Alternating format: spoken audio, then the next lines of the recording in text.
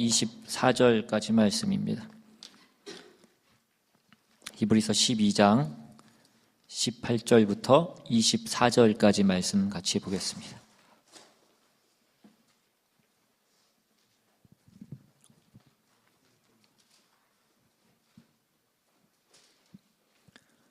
찾으셨으면 한 절씩 교독해서 읽겠습니다. 제가 먼저 읽습니다. 너희는 만질 수 있고 불이 붙는 산과 침침함과 흑암과 폭풍과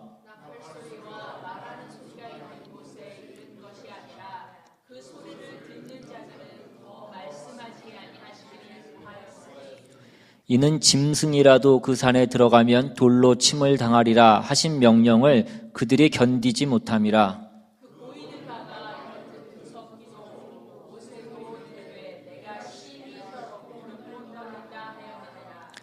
그러나 너희가 이른 곳은 시온산과 살아계신 하나님의 도성인 하늘의 예루살렘과 천만 천사와 하늘에 기록된 장자들의 모임과 교회와 만민의 심판자이신 하나님과 및 온전하게 된 의인의 영들과 같이 있습니다. 새 언약의 중보자이신 예수와 및 아벨의 피보다 더 나은 것을 말하는 뿌린 피니라. 아멘. 기도하겠습니다. 하나님, 시간 하나님의 말씀이 이곳에 온전히 선포되기를 원합니다.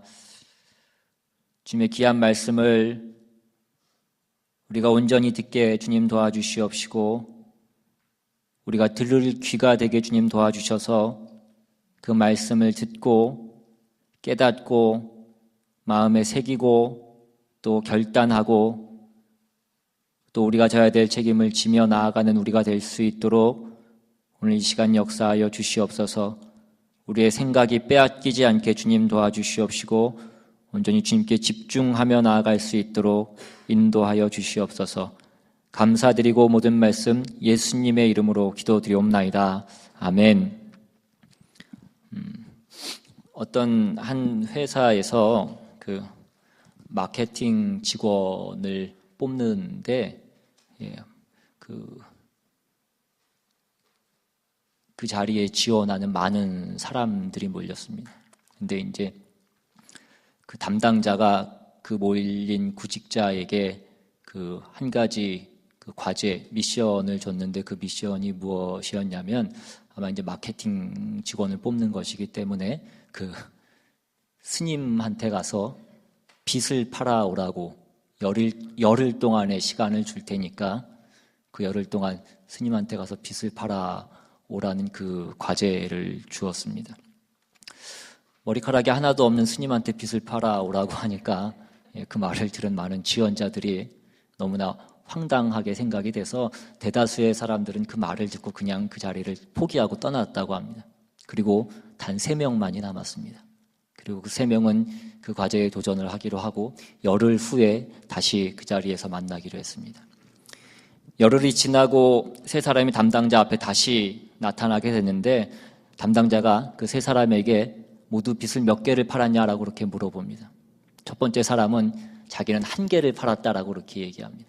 어떻게 1개를 팔았냐면 처음에는 절에 가서 스님들에게 빚을 사라고 하니까 스님한테 욕만 뒤지게 먹고 하나도 못 팔고 그냥 그 절을 다시 내려오다가 갑자기 그 절을 올라오는 한 동자승을 만나게 됐는데 그 동자승이 머리가 간지러워서 머리를 긁는 것을 보고 이 빗으로 한번 긁어보라고.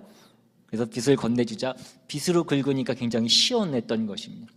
그래서 그 동자승이 그 빗을 하나 산 것입니다. 그래서 자기는 빚을 하나 팔았다라고 그렇게 얘기했습니다. 두 번째 사람은 자기는 빚을 10개 팔았다라고 그렇게 얘기합니다.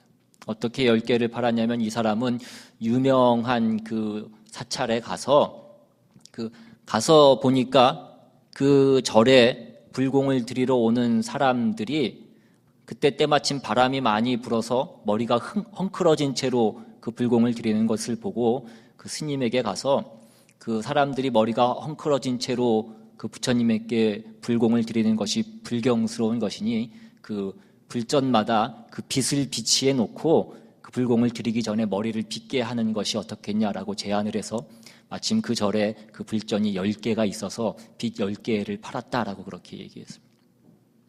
근데 마지막 세 번째 사람은 자기는 빚을 1000개 팔았다는 것입니다. 어떻게 1000개를 팔았을까요? 이 사람도 마찬가지로 어떤 유명한 그 사찰에 가서 주지 스님을 만난 다음에 그 주지 스님에게 이 빚에다가 선행빚이라고 이렇게 손수 써서 그 절을 찾는 사람에게 기념품으로 하나씩 나눠주면 어떻겠냐라고 그 제안을 하게 되자 그 주지 스님이 아주 좋은 생각이라고 그것을 생각해서 그 빚을 1000개나 사게 된 것입니다.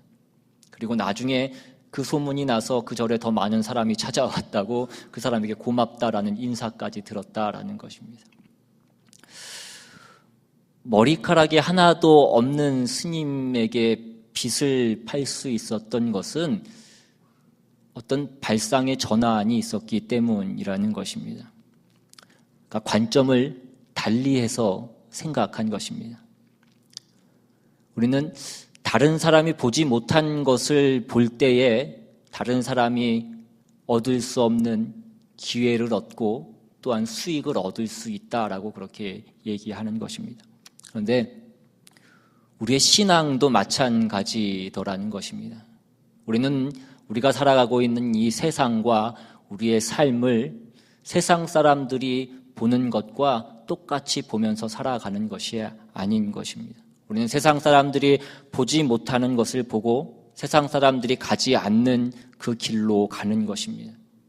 그것이 사람들의 눈에 보기에는 어리석어 보이고 미련해 보이지만 그곳에 참된 가치가 있고 그곳에 참된 보물이 있는 것을 알기에 우리는 그것을 보기에 우리는 그 길로 간다라는 것입니다. 그런데 문제는 무엇입니까?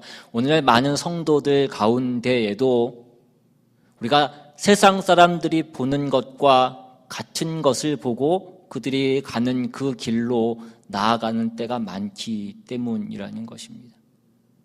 다른 것을 보고 다른 길로 가야 될 사람들이 그 많은 사람들이 가는 것을 보고 같은 것을 보고 같은 길로 가고 있다는 것입니다. 오늘 저희가 읽은 본문은 두 부분으로 나뉘어져 있습니다. 먼저 앞부분인 18절부터 21절까지의 말씀은 구약시대에 하나님이 나타나셨던 그 하나님의 현현에 대한 그 방식에 대해서 말씀합니다. 시내산에서 하나님이 모세에게 나타나셨던 그 장면을 인용하면서 구약의 성도들이 지녔던 그 지위와 그들이 누렸던 어떤 특권, 그들에게 강림하셨던 하나님의 모습에 대해서 묘사하고 있는 것입니다.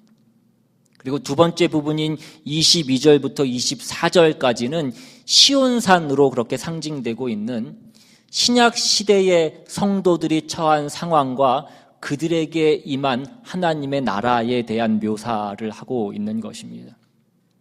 지금 히브리서 저자는 이 두 개의 산, 시내산과 시온산을 그 상징적으로 대조하면서 그것을 통하여서 구약의 성도들과 신약의 성도들이 누리고 있는 특권이 무엇인지를 비교해서 설명하고 있는 것입니다. 먼저 신의 산은 무엇입니까? 신의 산은 사람들의 눈에 보이는 산이었고 만질 수 있는 산이었습니다.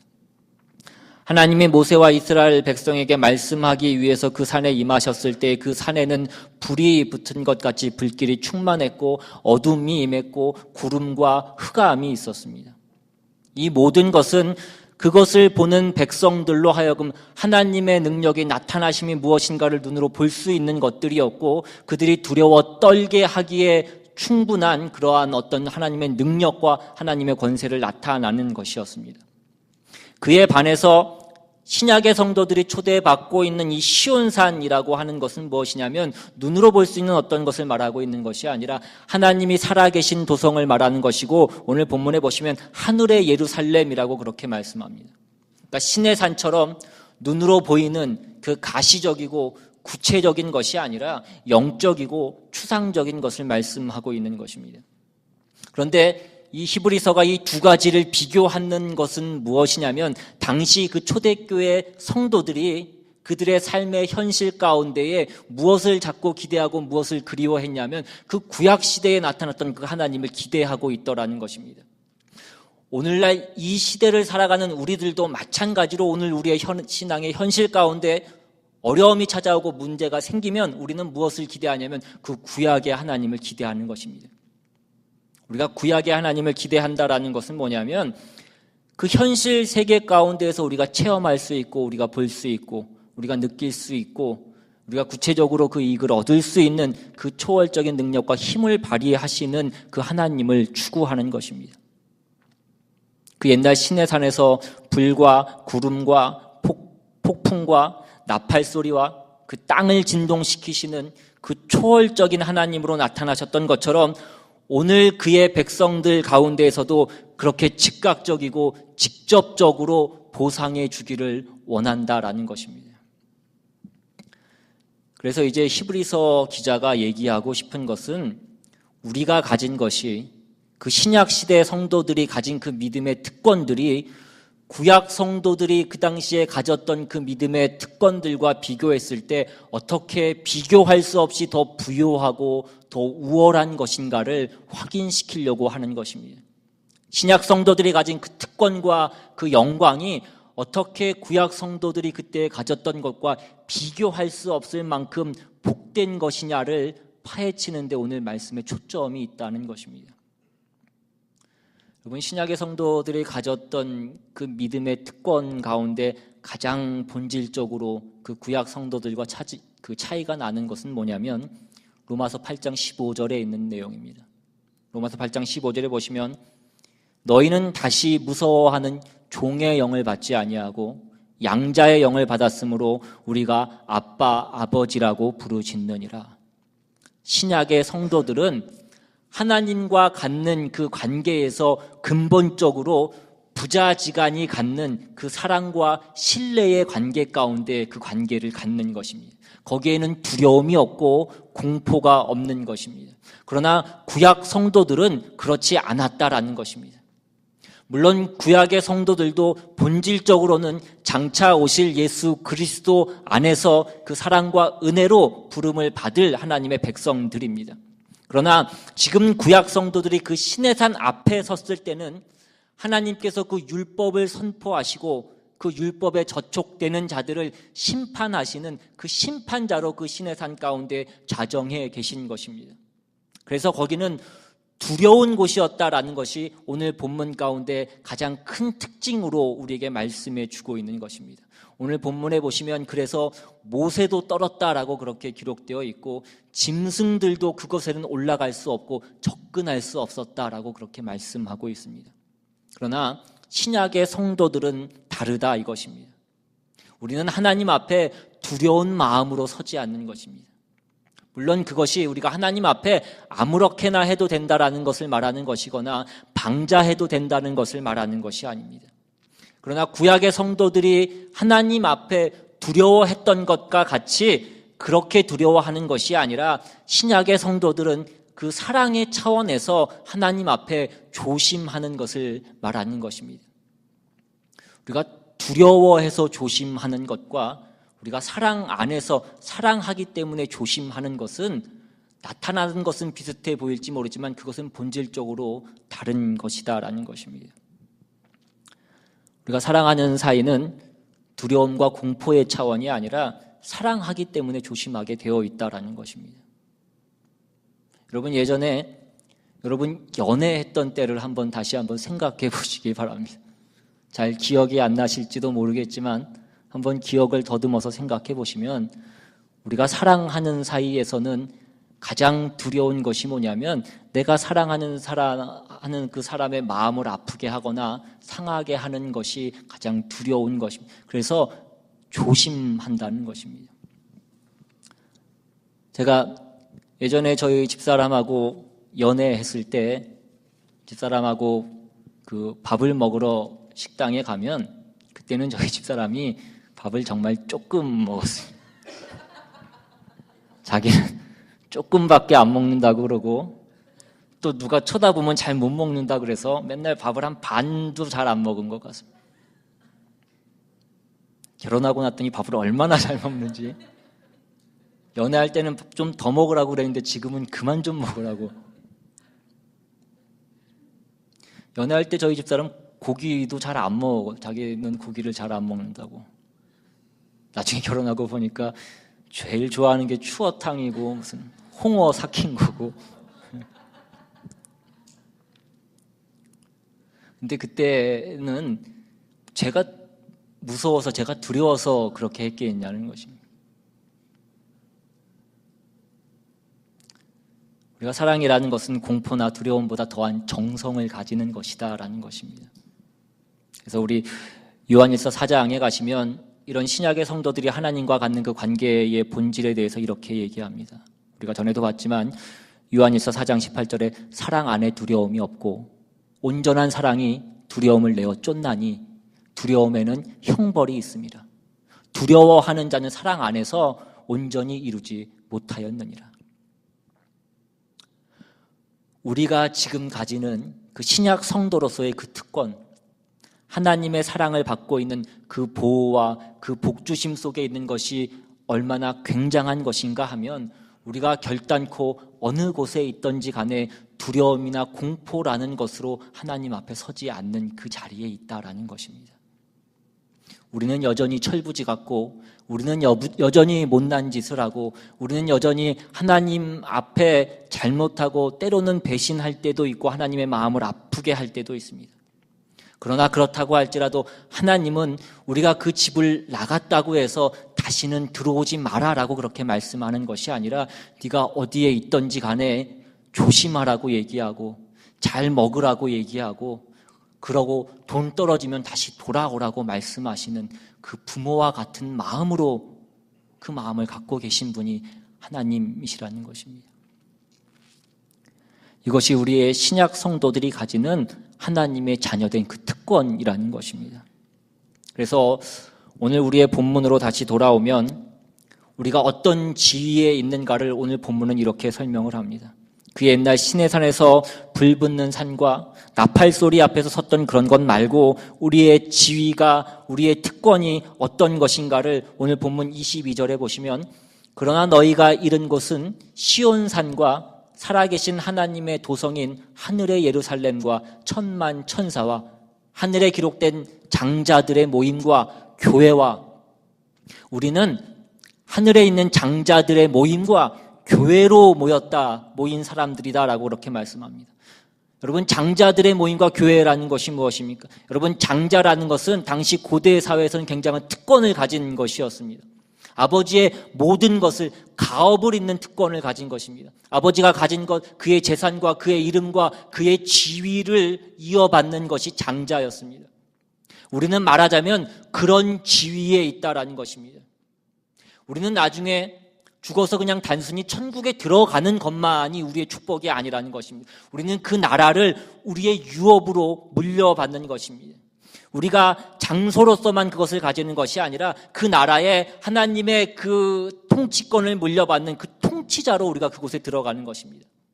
그 나라를 만드신 하나님이 그 아버지의 통치권을 물려주는, 우리가 그 통치권을 물려받는 그 자리에 우리가 들어가는 것이라는 것입니다. 에베소서 1장에 보시면 17절 이하에 우리 주 예수 그리스도의 하나님 영광의 아버지께서 지혜와 계시의 영을 너희에게 주사 하나님을 알게 하시고 너희 마음의 눈을 밝히사 그의 부르심의 소망이 무엇이며 성도 안에서 그 기업의 영광의 풍성함이 무엇이며 그의 힘의 위력으로 역사하심을 따라 믿는 우리에게 베푸신 능력의 지극히 크심이 어떠한 것을 너희로 알게 하시기를 구하노라. 뭐라고 말씀합니까? 그의 부르심의 소망이 무엇인지를 우리가 알게 되기를 원한다라고 그렇게 말씀합니다. 하나님이 우리를 어디로 부르시는가? 하나님이 우리를 부르시는 그 부름의 궁극적인 목표가 무엇인가? 성도 안에서 그 기업의 영광의 풍성함이 무엇인가를 우리가 알기를 원한다라는 것입니다. 우리가 얻은 바 구원, 그 신약 성도들이 가지는 하나님의 자녀된 그 특권과 그 운명과 그 부르심의 소망의 풍성한 내용이 무엇인지를 우리가 알게 되기를 원한다 이것입니다. 우리는 그 하늘나라를 유업으로 받는 것이고 그 나라를 다스리는 왕으로 그곳에 들어가는 것입니다. 그래서 우리는 그 구약 성도들이 가졌던 그 초월적인 힘의 과시나 그 불붙는 산, 모든 사람들이 그 앞에서 두려워 떠는 그 초월적인 공포감, 이런 식의 것들로 우리의 힘을 갖는 것이 아니라 온 천하 만물을 지으시고 다스리시고 그 영원한 나라를 우리에게 유업으로 주시려는 그 하늘 아버지의 그 자녀의 지위를 우리가 받는 것으로 우리의 지위를 얻는 것이다라고 그렇게 말씀하고 있는 것입니다. 여러분, 우리가 이 세상을 살아가는데 무엇이 필요하냐 이것입니다. 우리는 이 세상을 살아가는데 우리가 신앙이라는 것을 동원해서 어떤 힘을 얻기를 원합니다. 우리는 그것이 우리의 무기가 되기를 원합니다. 그래서 사람들 앞에서 그것이 힘으로 드러나기를 원하고, 그래서 그 앞에 사람들이 두려워 떨게 되기를 원합니다. 우리가 원하는 것은 칼이고 총이고 돈이라는 것입니다. 그러나 신약의 성도들은 그 구약 성도들 같이 총을 갖고 칼을 갖고 돈을 갖는 것이 아니라는 것입니다. 그렇기 때문에 우리가 갖는 것이 어떨 때는 상대적으로 더 적게 보일 수도 있습니다. 그러나 실제로는 우리가 무엇을 가졌다고 말씀하고 있는 것입니까? 하나님 아버지께서 그 하늘나라 그 유업을 우리에게 물려주신 자로서 우리가 그 지위를 가진 것이다라고 그렇게 말씀하고 있는 것입니다. 그럼 교회는 무엇입니까? 아까 에베소서 1장 그 이어서 20절부터 보시면 그의 능력이 그리스도 안에서 역사하사 죽은 자들 가운데서 다시 살리시고 하늘에서 자기의 오른편에 앉히사 모든 통치와 권세와 능력과 주권과 이 세상뿐 아니라 오는 세상에 일컫는 모든 이름 위에 뛰어나게 하시고 또 만물을 그의 발 아래에 복종하게 하시고 그를 만물 위에 교회의 머리로 삼으셨느니라. 교회는 그의 몸이니 만물 안에서 만물을 충만하게 하시는 이의 충만함이니라. 예수 그리스도는 그 만물을 그 발 아래 복종하게 하시고 모든 정사와 권세와 그 능력을 주관하는 왕이 되셨습니다. 그리고 그 모든 만물을 그 발 아래 무릎 꿇리신 그가 그 교회의 머리가 된다라는 것입니다. 이때 말하는 교회는 조직을 말하는 것이 어떤 건물을 말하는 것이 아닙니다. 하나님의 백성으로 구원을 받은 그 하나님을, 그 예수 그리스도를 믿음으로 하나님의 자녀가 된 그 하나님의 백성을 모두 총칭하는 그 말씀으로서 교회라고 그렇게 얘기하는 것입니다. 근데 그 다음 23절을 보시면 교회는 그의 몸이다라고 그렇게 얘기합니다. 여기서 그는 누구입니까? 예수 그리스도이십니다. 그는 어떤 분이시냐면 만물 안에서 만물을 충만케 하시는 분이시다라고 그렇게 말씀합니다.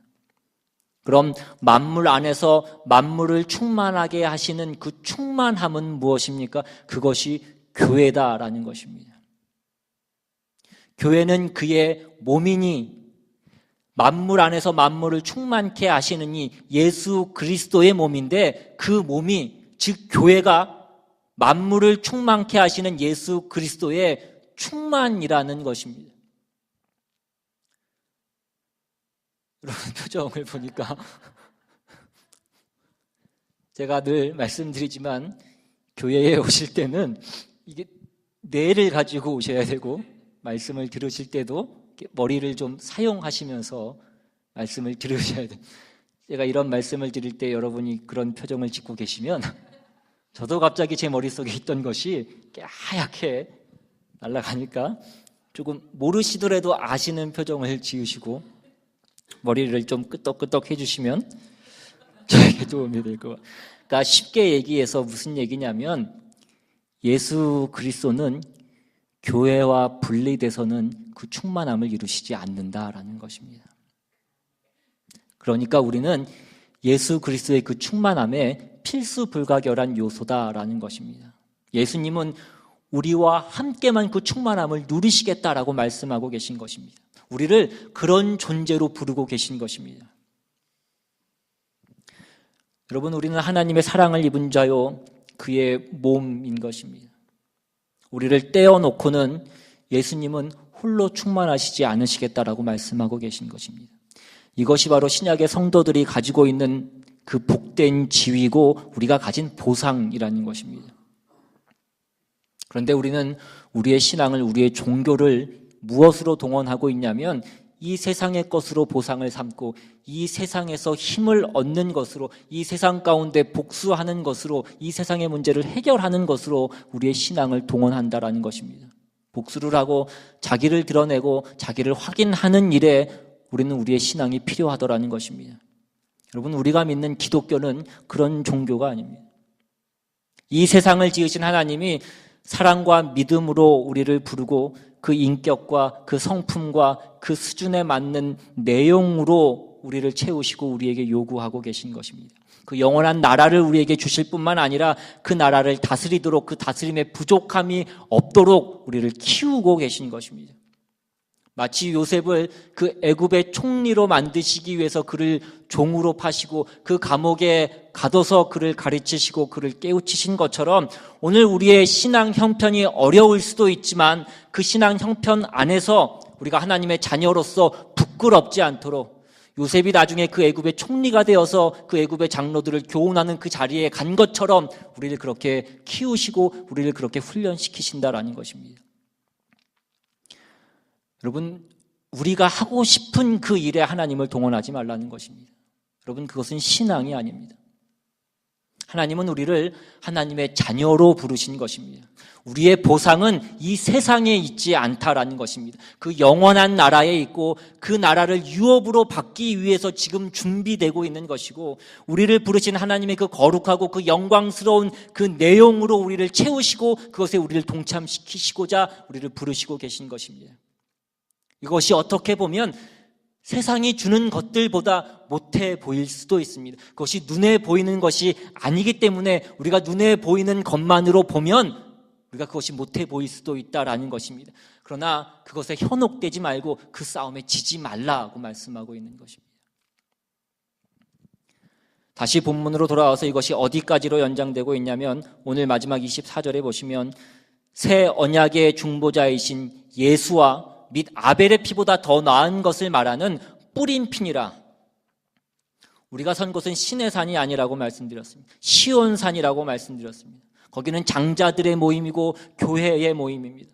예수 안에 있는 곳이고 아벨의 피보다 더 나은 예수 그리스도의 피로, 그 피로 산 보배로운 존재로 우리가 서 있는 것입니다. 우리가 이 히브리서를 처음 시작할 때부터 히브리서는 이렇게 얘기합니다. 히브리서 1장 1절로 다시 가시면 옛적에 선지자들을 통하여 여러 부분과 여러 모양으로 우리 조상들에게 말씀하신 하나님이, 그러니까 무엇입니까? 말하자면 그 옛날에는, 그 구약 시대에는 하나님이 홍해를 가르시고 그 갈멜산에서 불을 내리시고 그 광야에서 구름 기둥과 불 기둥과 그 반석에서 물을 내시고 만나를 주시고 또 막 연병을 일으키시고 그렇게 눈에 보이는 사람들을 두렵게 하기에 충분하게 나타났던 그 하나님이 그 다음 2절에 보시면 이 모든 마지막 날에는 아들을 통하여 우리에게 말씀하셨습니다.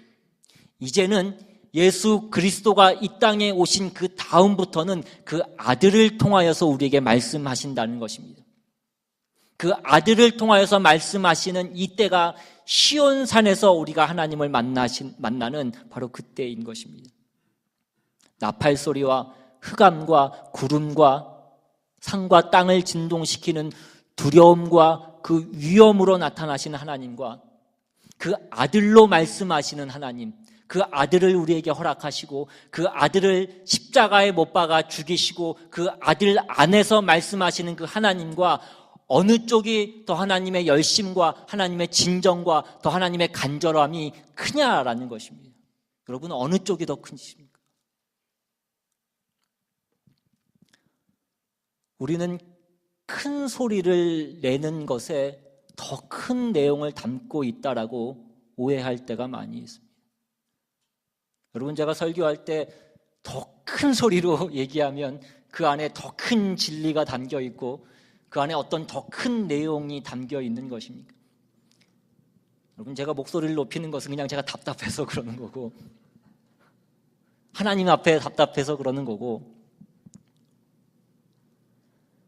하나님이 시내산에 내려오셔서 나팔 소리와 흑암과 땅을 진동시키실 때 그때가 하나님이 가장 큰 정성과 내용을 가졌다라고 사람들은 생각한다는 것입니다. 그러나 그렇지 않다라는 것입니다. 하나님이 그 아들을 십자가에 못 박으셨을 때, 그리고 아무 말씀도 하지 않으셨을 그때가 하나님이 가장 큰 능력과 지혜와 정성을 기울인 때였다라는 것입니다.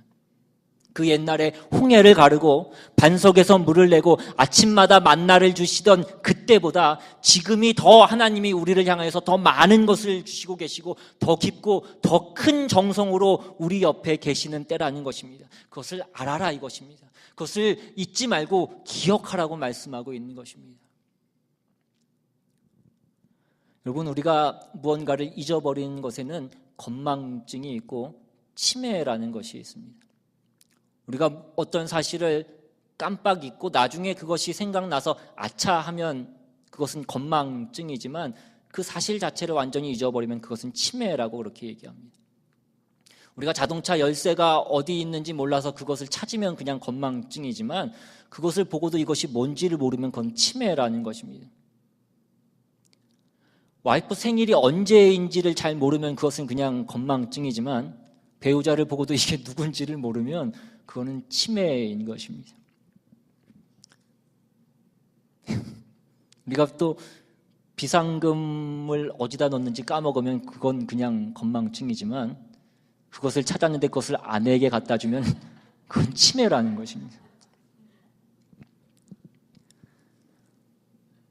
우리가 오늘 이때까지 하나님의 은혜로 살아왔으면서도 우리는 종종 그것이 내 힘으로 이때까지 살아왔는 것처럼 생각하는 그런 건망증을 우리가 앓고 있을 때가 있습니다. 그러나 그것보다 더 심각한 것은 우리가 앞으로의 우리의 인생도 내 힘으로 살아갈 수 있다고 생각하는 것입니다. 그것은 영적인 치매라는 것입니다. 로마서 8장에 보시면 8장 31절에 그런즉 이 일에 대하여 우리가 무슨 말 하리요?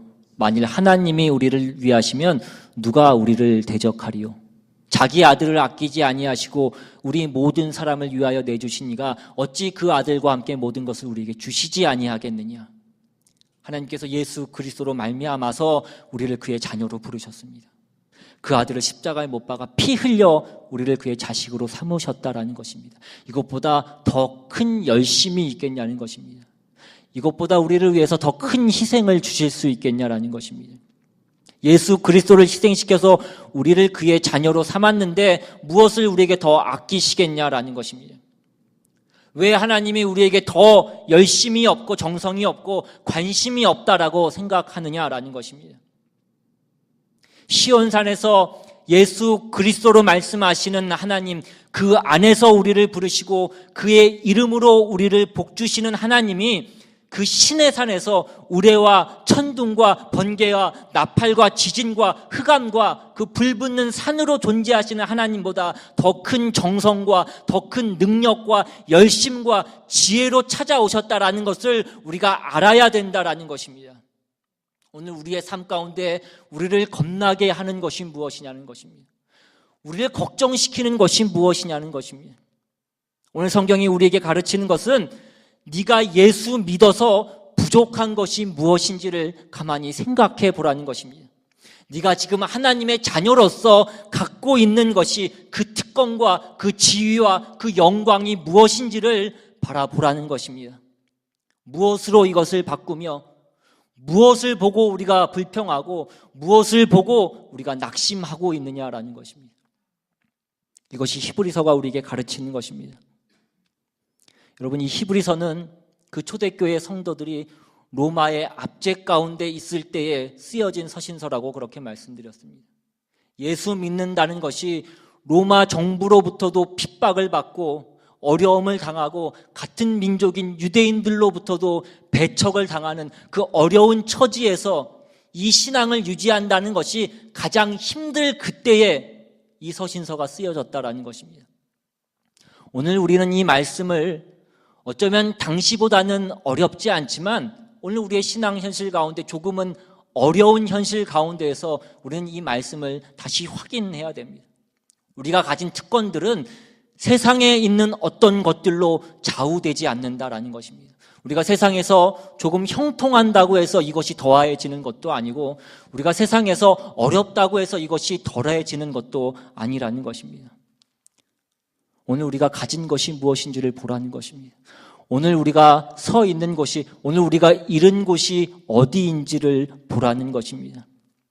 우리는 시온산에 있는 것이고 하늘 예루살렘에 있는 것이고 그 하늘 도성에 자정하고 계신 그 하나님을 모시고 서 있는 것이고 그 장자들의 모임과 교회와 예수 그리스도와 그의 피로 말미암아 값주고 산 그 보배로운 존재로 우리는 서 있는 것입니다. 우리는 하나님을 모시고 섰고 하나님의 인도하심을 받고 그의 나라를 유업으로 받을 왕의 훈련을 받고 있다라는 것입니다. 여러분, 우리가 당하는 지금 신앙의 현실에 하나님이 개입하시지 않은 것이 없고 하나님이 인도하시지 않은 순간이 없는 것입니다. 그는 우리를 가장 복되게 하기 위해서 이 과정을 우리에게 허락하신 것이고 인도하고 계시고 지키시고 계시고 우리를 만들어 가고 계신 것입니다. 오늘 우리는 하나님께서 우리를 불러 우리를 이르게 하시려고 하는 것이 어디인지를 다시 한번 우리의 영안을 열고 바라보시고 확인하셔서 우리가 그 길을 우리의 기쁨과 감사와 자랑으로 그 길을 나아가시는 저와 여러분 되시기를 주님의 이름으로 축원합니다. 우리 받은 말씀 생각하시면서 이 시간 함께 찬양하고 기도하기를 원합니다. 나의 가는 길 우리 주님이 인도하신다고 말씀합니다. 그분이 때로는 우리의 삶 가운데 보이지 않지만 우리 삶 가운데 늘 역사하시고 간섭하시고 우리와 함께 하십니다. 우리에게 주신 것이 이 세상의 눈으로 볼 수 있는 것이 아니지만 이 세상에 나타나는 것은 아니지만 이 세상에서 줄 수 있는 것과 비교할 수 없이 큰 것이고 영광스러운 것이고 복된 것임을 우리가 다시 한번 기억하시고 그것을 바라보시고 우리가 가야 될 길을 나아가시는 저와 여러분 되시기를 바랍니다. 우리 시간 함께 찬양합니다.